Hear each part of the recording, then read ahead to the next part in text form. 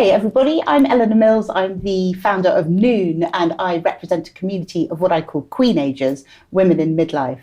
And we see very many of our women going through divorce. And we just did a big report called Beyond the Break, which looked at the queenager experience of divorce. And we came up with some pretty startling discoveries, which weren't particularly great in terms of the women's experience.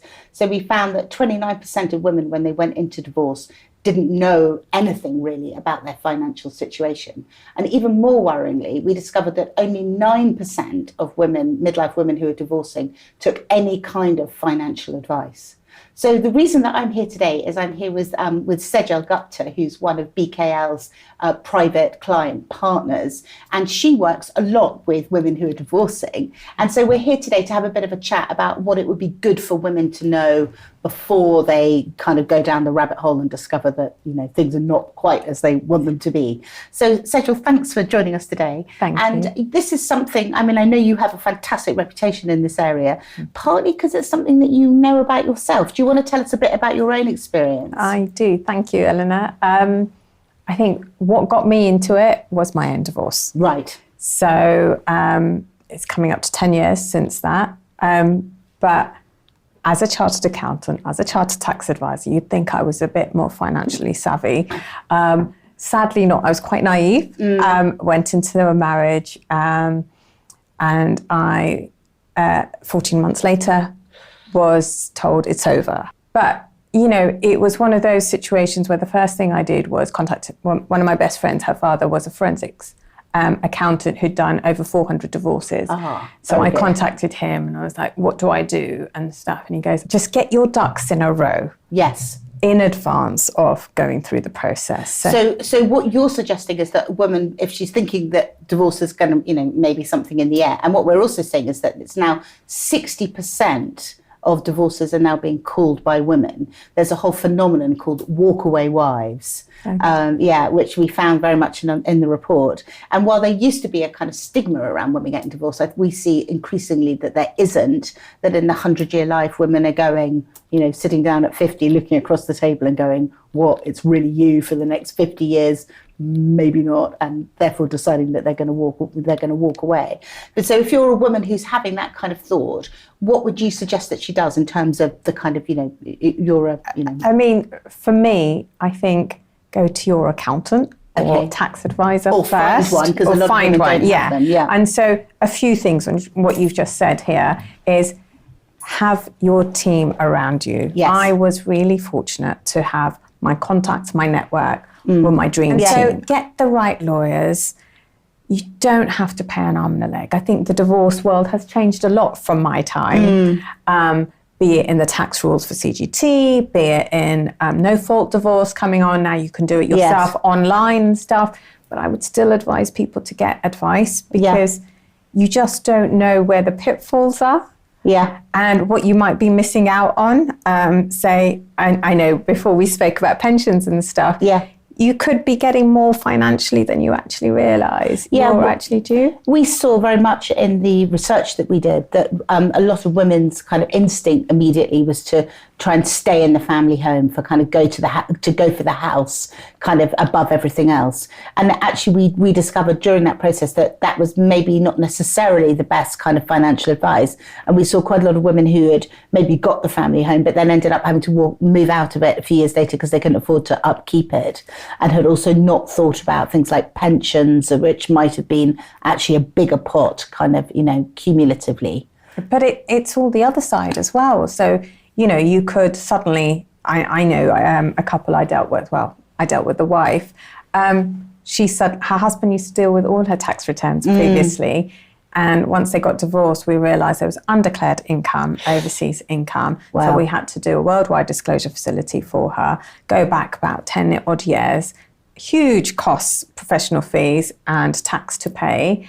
But then we educated her on financial know-how and what you need to be aware of.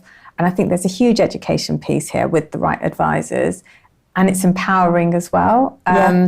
But she didn't realise what she had to do. She'd never had to do a tax return herself before and collate the information and stuff. So, you know, it can be quite sadly, a whirlwind for women Yeah. still nowadays. The world we live in, I do think it's changing, like you said, Yeah. that stigma. And also what we see very much within our Noon community of queenagers is many women kind of coming through divorce and then going on to have a really happier kind of next chapter. So I think that it's really important, what we see in our research is it's really important for women to get the right team around them, Totally. to get the right support so that they get through it with the right kind of settlement and then can set up the rest of their life in the way that they want. It's part 2 and live it to the Yes. max, isn't it? No, I think that's so important. How do you? Because the other thing that we found in the research was that there were several different kind of processes going on at the same time. So there was a kind of emotional journey, there's a legal journey, there's a kind of financial journey, and that often for the women, actually what they ended up with as a financial settlement, when they kind of came to the realization that was fair, but actually when they'd first been presented with it, they were kind of horrified because they hadn't gone on enough of an emotional journey to understand that actually this is where they were going to end up. So I'm interested to see, what you see in terms of that. I think when you're going through a divorce, as emotional as it is, and I know that from first-hand experience, you have to remove the emotion and think of it as a transaction. Yeah, it's a negotiation. Well, negotiation, but being realistic as well. I mean, I have seen some advisors being unrealistic with, you can get this and stuff. I know people whose divorces have been dragging on 5 years. Wow. It's had detrimental effects to health and financially as well. And that pot that was initially this big has suddenly gone to this big, and you're still fighting. Yeah. And isn't life a bit more precious in time to just move on and start again and feel empowered when you start again? And what kind of women do you think particularly benefits from the kind of help and advice that you can give? Honestly, I think it's anyone and everyone, because everyone's journey is so different, and hopefully we can add value in anything. And if I'm very open, if I'm not the right person, I will say, and I will introduce you to someone who probably is the right person or right fit. But, work with a lot of family lawyers and different personalities, different people. I actually had an Indian lawyer who understood the Indian marriage and how it all works with gifts, etc. And the kind of cultural context. Yes, and I knew through my network, if there was something a bit contentious, I could just talk to so-and-so or say, look, this is a sticky point and stuff. But it's really important to get the right people. And I think also to go to somebody who's got the kind of emotional intelligence to know where the women are on the journey. You have to connect. Yeah.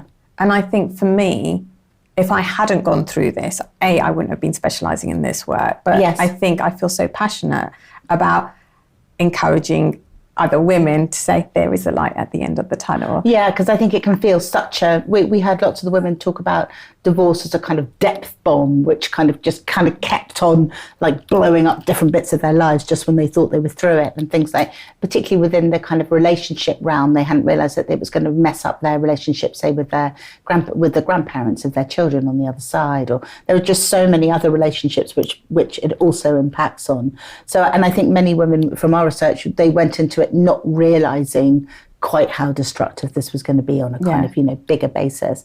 And also many of them really not understanding anything very much about the financial situation that they were in, particularly ones where the family wealth was in various different businesses. That seems to be really tricky. I mean, it's one thing when it's a kind of straight PAYE salary and there's a kind of pension pot and a house.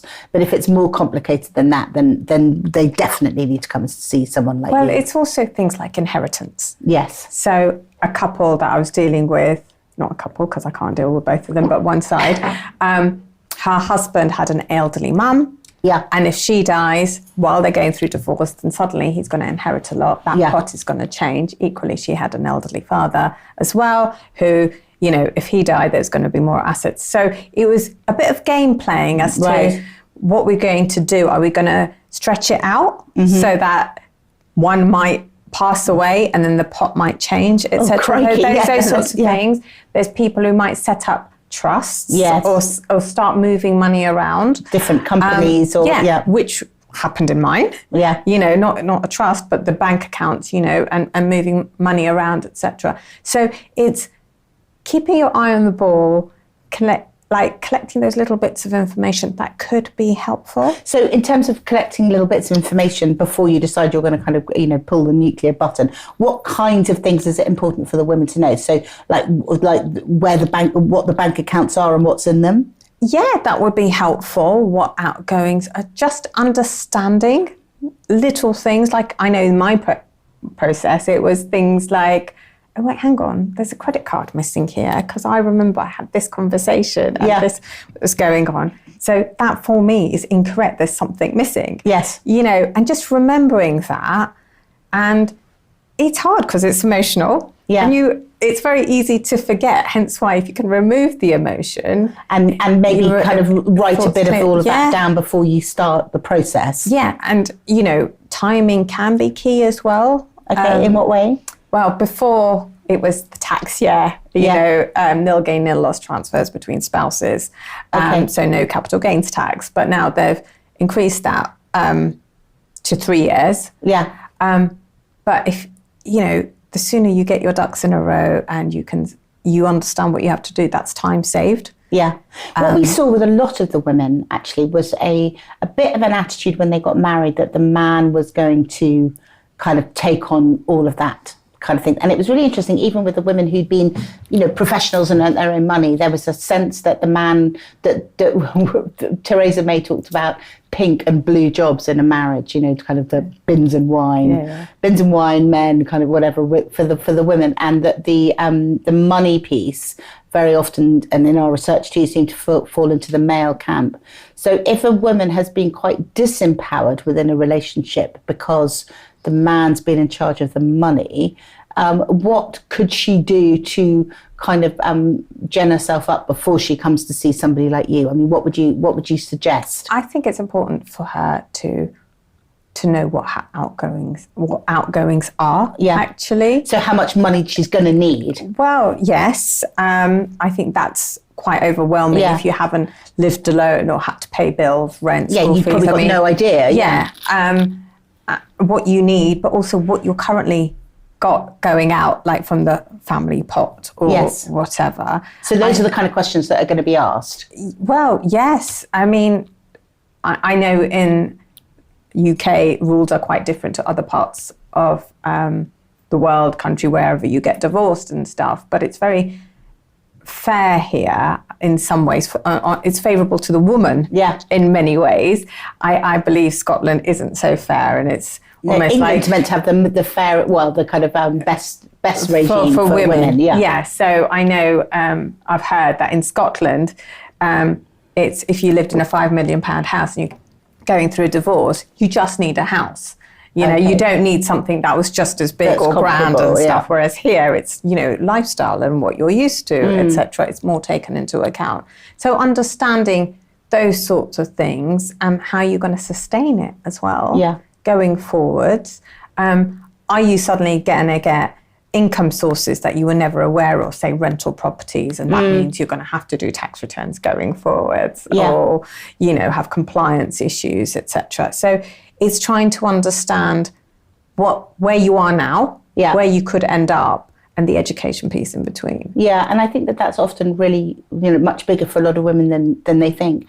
You also help people who have got money in different kinds of international jurisdictions, don't you? Well, yes. So my bread and butter is international private clients. So people who have assets in multiple jurisdictions, etc. So I do a lot of single joint expert work. So that is where I am deemed the expert and I'm a neutral party for both sides and saying, these are the assets, this is what the tax implications will be if you sold them or transferred them to each other, etc. And if they're in other jurisdictions, we're part of an international network called DFK. So we've got advisors in those jurisdictions who could advise with that. I'm a UK tax advisor, so I can only do UK, but it's good to have a network where we can dip into for that international side. And what we see often within our queenager community is that there are a lot of women who are living in different kinds of jurisdictions, and it's kind of quite international facing. And they seem to be having,